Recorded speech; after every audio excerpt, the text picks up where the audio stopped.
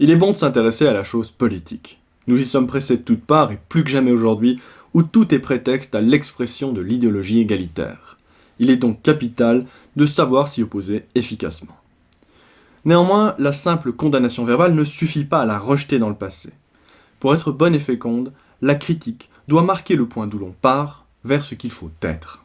La critique doit nous aider à reconnaître les défauts dont nous devons nous débarrasser pour opposer une véritable force positive aux diverses forces de destruction qui nous menacent.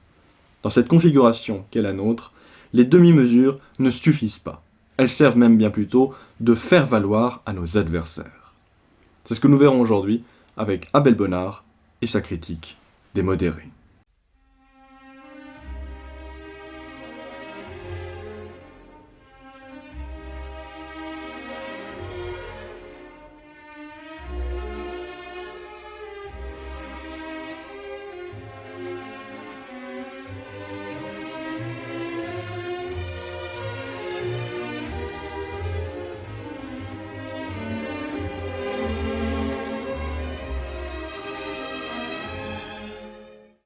Si la modération ou tempérance est une vertu dans la sagesse antique, et même une des 4 vertus cardinales selon Platon et Aristote, il existe aussi une fausse modération qui sert en fait de paravent à la lâcheté et à la médiocrité.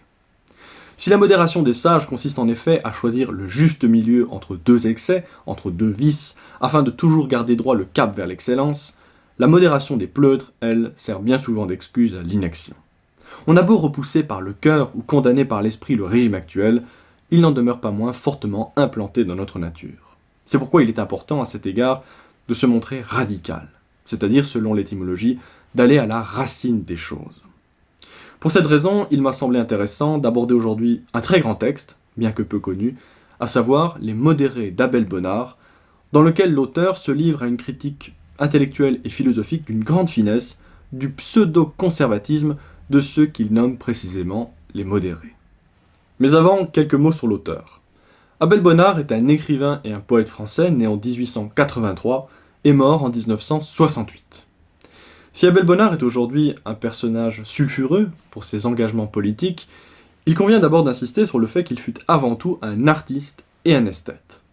Par exemple, il écrivit des récits de voyage, empreints de considérations philosophiques d'une grande profondeur, comme En Chine, qui lui valut le Grand Prix de littérature par l'Académie française. Il écrivit notamment d'autres récits de voyage, comme Au Maroc, Océan et Brésil, ou encore À Rome, par exemple. Il est l'auteur de romans, comme Le Palais Palmacamini ou La vie et l'amour, mais il est aussi l'auteur d'essais philosophiques, dans lesquels il fait preuve d'une âme de moraliste au moins aussi profond que pouvait l'être un La Rochefoucauld ou un La Bruyère, avec des livres comme L'amitié, L'argent, La vie amoureuse de Stendhal, L'éloge de l'ignorance, ou encore un ouvrage sur saint François d'Assise. La majeure partie de sa vie est donc consacrée à une œuvre littéraire, esthétique et philosophique, et ce jusqu'en 1936, où à l'âge de 53 ans, il opère une rupture dans son œuvre en publiant Les Modérés, un essai incisif et brillant qui sera salué par des personnalités diverses, allant de Maurras à Bergson, en passant par François Mauriac par exemple, et qui lui conférera une stature d'écrivain politique de premier plan. Car non seulement Les Modérés est un des livres qui vont le plus loin dans la critique du régime égalitaire destiné à détruire tout ordre et toute civilisation digne de ce nom, mais ce livre constitue aussi et surtout une véritable synthèse historique à travers laquelle Bonnard étudie le rôle qu'ont joué les modérés, qui est le nom qu'il choisit pour désigner la droite parlementaire, conservatrice et bourgeoise, depuis le XIXe siècle. Or, c'est précisément parce que sa critique des conservateurs timorés a gardé toute sa fraîcheur et toute sa pertinence qu'il faut se tourner vers ses leçons. Après avoir longuement côtoyé et fréquenté la classe des conservateurs sa vie durant, Abel Bonnard se livre donc à une critique sans concession de ces derniers et de leur rôle objectif dans le régime actuel. Même si c'est évidemment aux conservateurs que Abel Bonnard se réfère, il préfère employer systématiquement le mot de modéré. Nous verrons pourquoi plus tard. En fait, son livre part d'un constat fort simple: il n'y a qu'un seul parti idéologique en France, et ce dernier englobe la gauche et l'extrême gauche. Il n'y en a pas d'autre. Seul le parti de la gauche indique la marche à suivre, la direction dans laquelle le pays doit s'avancer. La tâche des conservateurs, elle, est une tâche ingrate. Ils sont chargés, écrit-il, de représenter l'esprit de conservation dans un système où on l'a d'abord déshonoré. La démocratie égalitaire, dont la gauche constitue le moteur, vit sur l'idéologie du mouvement perpétuel. Il s'agit d'avancer toujours sans même savoir vers quoi. Il s'agit d'être en marche, comme on dirait aujourd'hui, sans égard pour la destination finale. Dans cette configuration, dit Abel Bonnard, les modérés sont chargés du rôle odieux. Ils sont le parti de l'empêchement. En face des hommes de gauche, débordant d'une prétendue générosité qui non seulement ne leur coûte rien, mais leur rapporte même beaucoup, ils sont chargés de représenter l'égoïsme, quoiqu'ils ne soient en rien plus égoïstes que leurs adversaires. Dans cette grossière affabulation où la politique n'est qu'une parodie de la religion, il faut qu'ils fassent le rôle du diable, et on apporte à ces chétifs, dans la coulisse, les cornes et les griffes postiches, sans lesquelles ils n'auront pas la permission de paraître sur scène. Les conservateurs pourraient très bien refuser ce rôle infamant en opposant de réels principes aux principes des hommes de gauche et en attaquant les valeurs mêmes du parti adverse. Mais le problème, remarque Abel Bonnard, c'est que le parti conservateur se constitue selon l'idéologie de ses adversaires, faisant de lui un simple frein et non une réelle force contraire. Quel que soit le numéro de la République égalitaire à laquelle appartient notre époque, elle n'est jamais que la continuation de la première, née au moment de la Révolution. Elle s'éloigne du réel par les mêmes chimères et s'y raccroche par les mêmes passions. Elle est, dit Bonnard dans une saisissante formule, de la révolution ralentie et de la terreur délayée. L'idéologie révolutionnaire qui a érigé l'égalité en dogme suprême se diffuse dans tous les partis de la gauche, du centre aux communistes, et joue le rôle de religion séculière. C'est cette idéologie qui se diffuse par tous les pores de la société, et jusqu'à ce que la révolution détruise la République, écrit Bonnard, la République servira la révolution. Or, dans un tel système, à quoi servent les modérés, c'est-à-dire la classe des conservateurs? Ils tiennent la place des anciens suspects, répond Bonnard avec ironie, car ils sont les descendants des anciens supérieurs. Par les restes de culture classique qu'ils ont parfois, par leurs références culturelles ou même tout simplement par leurs biens matériels, ils incarnent encore, bien malgré eux, le monde passé. C'est pourquoi on se venge sur eux d'un temps qu'ils ont eux-mêmes oublié. Ils représentent d'ailleurs bien plus pour leurs adversaires que pour eux-mêmes, le parti adverse apercevant encore derrière eux toutes les choses qu'ils abandonnent. Toutefois, si les bourgeois conservateurs, les modérés, s'accommodent de cet état de fait et de voir leur univers s'effondrer, c'est qu'ils y trouvent au fond leur compte au niveau personnel. Si les modérés acceptent le rang d'inférieur, écrit Abel Bonnard, et ce rôle de méchant que leur impuissance rend ridicule, ils entrent à ce titre dans le fonctionnement du régime et peuvent même y obtenir des satisfactions personnelles. Il ne leur est pas interdit de devenir ministres, pourvu que cette promotion qui enivre leur vanité ne signifie rien pour leur parti. Leur ministère marque tout au plus un entr'acte dans la comédie politique, un léger ralentissement dans la machine qui continue à jouer contre eux. Les modérés n'ont pas le courage de leurs convictions. Et pour cause, ils n'en ont pas. Ils ne sont pas de gauche, mais ils aimeraient bien l'être. Ils commencent dans la résistance et finissent dans l'acceptation. L'esprit qui survit péniblement en eux est condamné à être vaincu puisqu'il n'a pas l'audace de se connaître. Il sacrifie l'amour de l'ordre à celui du repos et aimerait jouir de l'ordre sans avoir à en retrouver les principes. Ainsi sont les modérés conservateurs. Toute la misère est en eux-mêmes, et ils sont la dernière émanation d'un monde qu'ils sont incapables de continuer puisqu'ils ne le comprennent plus. Derrière les hommes de gauche, il y a une sauvagerie qui monte, note Abel Bonnard. Derrière les modérés, il n'y a qu'une civilisation qui meurt. Si le régime réduit les modérés au rôle de figurants, c'est précisément parce que ces derniers ont peur de tout autre rôle. Ils ne désirent pas réellement agir, mais seulement parader. Uniquement friands d'apparence, ils ne désirent pas l'autorité, mais seulement les honneurs les plus vains qui vont avec, et c'est pourquoi ils sont toujours si décevants. Nous croyons que leur avènement au pouvoir va marquer le début d'une politique, alors qu'en fait, remarque Abel Bonnard, ils ne marquent que le couronnement d'une carrière. Ils ne se mettent pas en marche, eux, estimant au contraire qu'ils sont déjà arrivés. J'ignore si Abel Bonnard a lu Donoso Cortés, mais il pourrait pleinement souscrire à sa définition de la bourgeoisie comme classe discutante.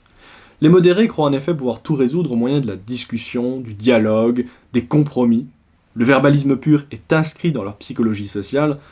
Or, les compromis sont bien souvent suivis par les compromissions et puis par la capitulation totale face à l'adversaire. Mais cette capitulation totale est au fond favorisée par la secrète admiration qu'ont les modérés pour leurs adversaires. C'est bien pour ça d'ailleurs que Abel Bonnard les nomme les modérés. Ils sont modérés parce qu'ils n'osent pas suivre le parti adverse jusqu'au bout, quand bien même le voudraient-ils. Toute la nature des modérés les conduit au sentiment où elles s'avouent. C'est l'admiration qu'ils ont pour leurs adversaires. S'ils sont le parti qui ne s'est pas fait respecter, s'ils ont été toujours traités en inférieurs par les maîtres du régime, c'est qu'ils ont accepté cette infériorité en eux-mêmes. Ils dépendent des hommes de gauche par leurs idées et leurs sentiments. N'ayant point de doctrine qui leur soit propre, et selon laquelle ils puissent être et agir, leurs opinions sont déterminées par celles des gens à qui ils croient s'opposer. Ils sont modérés, non point par des principes qui leur appartiennent, mais en faisant un pas de moins dans le même sens que leurs adversaires, en étant un peu plus timides dans les mêmes déraisons, en s'abandonnant aux mêmes excès avec un reste de pruderie, en versant une goutte d'eau dans un vin qui n'est pas le leur. Leur sagesse consiste à être moins fou d'une ligne. Le modéré finit par n'être plus qu'un radical sans relief, que l'ombre d'un homme de gauche. Quand on cause avec eux d'un transfuge qui les a quittés pour passer dans l'autre camp, on voit bien qu'ils le blâment moins qu'ils ne le jalousent. Celui qui semble les avoir trahis n'a fait que les devancer. Il est naturel que des hommes en route envient un homme arrivé. C'est parce qu'ils sont pétris de ces sentiments que les modérés n'ont pas de jour plus beau dans leur vie que celui où ils sont applaudis par leurs adversaires. Partant de là, le combat politique n'est pas une véritable bataille, puisqu'il n'y a qu'une seule armée en lice, à savoir celle des hommes de gauche, et que les vaincus, les modérés, ne se battent pas. Les valeurs du régime égalitaire règnent de façon si insolente que personne n'a l'audace de les braver par une affirmation contraire, remarque Abel Bonnard. Néanmoins, s'il est tout à fait normal que ces valeurs soient glorifiées par ceux qui en vivent, il est absolument confondant que ces valeurs soient respectées par ceux-là même qui en meurent. Mais d'où vient la faiblesse des modérés, pourrait-on se demander ? C'est alors que Bonnard répond par une intuition qu'il travaille depuis fort longtemps. Ce qu'il manque aux hommes de droite, c'est une doctrine, c'est-à-dire une pensée claire et positive de ce qu'ils veulent et sur laquelle ils peuvent se rassembler. Il est certain que la faiblesse des modérés vient pour beaucoup de ce qu'ils n'ont pas la moindre doctrine, et peut-être n'y a-t-il jamais eu dans la politique d'exemple d'un dénuement si complet. On répondra que cela n'importe guère, qu'un parti n'a pas besoin d'idées pour agir, et que les radicaux, c'est-à-dire les hommes de gauche, n'en ont pas une. Mais ils sont réunis par leur haine et associés par leurs intérêts. Ils savent ce qu'ils détestent et ce qu'ils convoitent. C'est assez pour entrer dans les choses. Mais il faut plus d'idées pour défendre l'ordre que pour l'attaquer. Il n'est que trop aisé de mener des hommes à l'assaut de tout ce que l'homme a conquis sur la brutalité de sa propre nature. Il suffit de mêler les idées folles aux passions sombres. Il suffit de distribuer aux instincts le drapeau des grands mots. Il suffit d'enrôler pêle-mêle les hommes de la haine et les hommes de la chimère, ceux qui ne se trompent pas sur ce qu'ils veulent détruire et ceux qui s'abusent sur ce qu'ils peuvent créer. Dans la défense de l'ordre, au contraire, on n'est aidé ni par la fureur ni par le délire. Il y faut des hommes maîtres d'eux-mêmes, qui aient un courage supérieur à la violence de leurs adversaires, et qui, avec le désir de porter leur action jusqu'au plus haut point du possible, aient aussi la force d'âme qui est nécessaire pour accepter le réel. Mais les modérés français ne sont que des possédants sans doctrine, des hommes rapprochés par des habitudes sociales, sans être unis par aucune foi, des égoïstes troublés qui, croyant à peine que leurs avantages soient légitimes, aspirent seulement à s'en assurer la jouissance viagère. Ils ne savent plus défendre l'ordre parce qu'ils l'ont réduit à n'être que le protecteur de leurs biens. S'ils n'ont pas la moindre doctrine politique, on comprend mieux maintenant pourquoi Abel Bonnard répugnait à donner aux bourgeois le nom de conservateurs, mais préférait les nommer avec dédain les modérés. En vérité, la bourgeoisie française ne mérite pas le nom de conservatrice, car le véritable esprit de conservation, remarque-t-il, ne consiste pas à monter la garde devant ses coffres. Les conservateurs authentiques ne souhaitent pas s'opposer à tout changement en tant que tel. Ce qu'ils souhaitent, c'est maintenir dans la société une certaine âme, et c'est pour cette raison, dit-il, qu'ils sont les vrais poètes de la politique. Ces considérations me conduisent à dire un mot de la nature du clivage gauche-droite. Si les modérés, c'est-à-dire la droite bourgeoise, n'ont pas de doctrine, c'est qu'ils ne savent pas pourquoi ils devraient se battre. Il est donc important de clarifier ce point avant toute chose. La gauche se caractérise d'abord et avant tout par l'égalitarisme. C'est de sa volonté d'établir un régime d'égalité à tout prix que découlent ensuite toutes les caractéristiques que l'on peut observer dans son camp. Or, comme l'égalité absolue est une impossibilité totale, elle conduit à reproduire une hiérarchie inversée. Elle renverse la hiérarchie du mérite, qui est naturelle, pour la remplacer par une hiérarchie tournée vers le bas, conduisant à l'abaissement de la personne humaine. Dès lors, on pourrait dire que la gauche défend l'égalité et que la droite défend l'inégalité. C'est personnellement ainsi que j'ai coutume de présenter les choses. Néanmoins, la structure même du mot inégalité a quelque chose de gênant, je le reconnais, et me pousse avec Abel Bonnard à vouloir apporter une certaine précision, ou du moins une certaine redirection. L'inégalité, littéralement, signifie la négation de l'égalité. Or, s'il est tout à fait exact de dire que la droite se caractérise par rapport à la gauche par la défense de l'inégalité, et il s'agit là d'une caractéristique essentielle qu'il faut à tout prix tenir, il faut bien plutôt partir, à mon sens, d'une autre notion, positive en elle-même, qui comprend naturellement la notion d'inégalité dans la définition de son concept. Cette autre notion, c'est l'ordre harmonieux et hiérarchique. Si du point de vue de la gauche, la droite se caractérise par sa défense de l'inégalité, du point de vue de la droite, en revanche, la gauche se caractérise par sa défense du chaos, du désordre et de l'informe, étant entendu que l'égalitarisme est par définition la négation de tout ordre véritable. Mais alors, comment comprendre cette notion d'ordre ? Cette notion d'ordre que les philosophes du XVIIIe siècle ont découronnée, écrit Abel Bonnard, à tel point qu'ils ont discrédité cette notion dans l'âme même de ses défenseurs. Abel Bonnard en donne une définition magnifique. L'ordre, dit-il, c'est le non social de la beauté. L'ordre est le non social de la beauté. Il se définit en même temps par ce qu'il refuse et par ce qu'il promet, par les disciplines qu'il impose et les libertés qu'il assure, par les barrières qu'il dresse et les voies qu'il ouvre, et il ne vexe utilement les prétentions de l'individu que pour favoriser la plénitude de la personne. Nous voyons avec évidence qu'il manque ou la licence déborde, mais nous sentons non moins fortement qu'il est absent ou la contrainte règne seule. Il nous engage dans une hiérarchie où notre jouissance la plus forte n'est pas de dominer ce que nous dépassons, mais d'être associé à ce qui nous dépasse, et le vrai caractère d'une société noble étant précisément de ne laisser isoler aucun des hommes qu'elle enveloppe, les moindres de ceux qu'elle emploie oublient la modestie de leur rang dans l'importance de leurs fonctions. L'ordre est le non social de la beauté. Cette définition magnifique dévoile l'âme d'artiste et d'esthète d'Abel Bonnard, mais elle rappelle surtout que ce pourquoi nous nous battons, c'est la beauté. Si nous nous opposons à l'idéologie égalitaire, c'est parce qu'elle produit un monde triste et laid, informe et hideux. La grandeur d'un régime politique, écrit-il, est d'achever dans la poésie ce qui a commencé dans l'ordre pratique. Il met au-dessus d'un peuple un signe où il peut rassembler son âme. Pour exprimer cette profonde dévotion poétique qu'inspire un régime politique ordonné, Abel Bonnard se réfère à cette lettre magnifique que le général prussien August von Gneisenau avait écrit à son roi Frédéric Guillaume lors des guerres napoléoniennes. Le général prussien disait ceci : « Religion, prière, amour du prince, de la patrie, de la vertu, ne sont autre chose que de la poésie.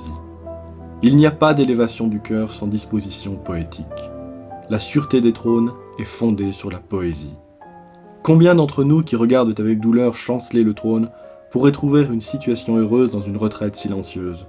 Combien pourraient même attendre une situation brillante si, au lieu de sentir, ils voulaient calculer ? On attendra en vain de ce poète qu'était Abel Bonnard la doctrine rigoureuse qu'il espérait, son âme d'esthète préférant montrer que démontrer. Mais grâce à lui, nous savons désormais de quel côté chercher les éléments pour fonder la doctrine, pour fonder une véritable pensée de l'ordre. Car son livre n'est pas seulement un réquisitoire contre les modérés. La critique, saine et positive, ainsi que je l'ai dit au début, a pour fonction de révéler ce que nous devons être. Nous vivons une époque de crise. Or, dit-il, les crises ne font jamais que nous sommer d'être nous-mêmes. Le procès des modérés se termine donc par une apologie du caractère. Ce qui presse et importe le plus selon Abel Bonnard, c'est de rendre aux hommes de l'ordre le courage de penser, de leur réapprendre à avoir du caractère dans l'esprit. Il faut leur montrer l'état informe dans lequel ils végètent, pour les dégoûter d'y rester. Il faut leur faire comprendre que les meilleurs sentiments du monde n'ont aucune consistance tant qu'ils ne se fondent pas sur de bonnes doctrines qui les rendent efficaces. C'est pourquoi, pour conclure, il est urgent que les hommes de pensée tiennent réellement leur emploi. Chacun a son rôle social à jouer dans l'entreprise de reconquête qui est le nôtre, et aucun n'est négligeable. Ainsi que l'écrit Abel Bonnard, « Dans des temps où chaque homme de quelque fierté sent qu'il ne peut mieux répondre aux troubles des choses qu'en se contractant sur son devoir essentiel, ceux qui existent par leur esprit n'ont pas d'obligation plus impérieuse que d'exprimer avec force ce qu'ils ont pensé avec scrupule.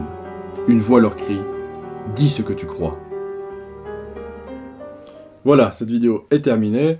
J'espère qu'elle vous a plu, qu'elle vous aura donné envie de vous plonger dans l'œuvre d'Abel Bonnard d'une part, et qu'elle vous aura donné de nouveaux éléments pour nourrir votre réflexion politique d'autre part.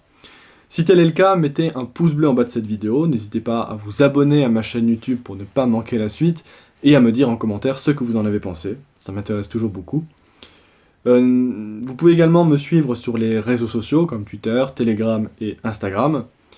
Et enfin, si vous voulez me soutenir, m'encourager à continuer cette activité et même surtout à m'aider à la développer davantage, vous pouvez me soutenir en passant par Tipeee par exemple.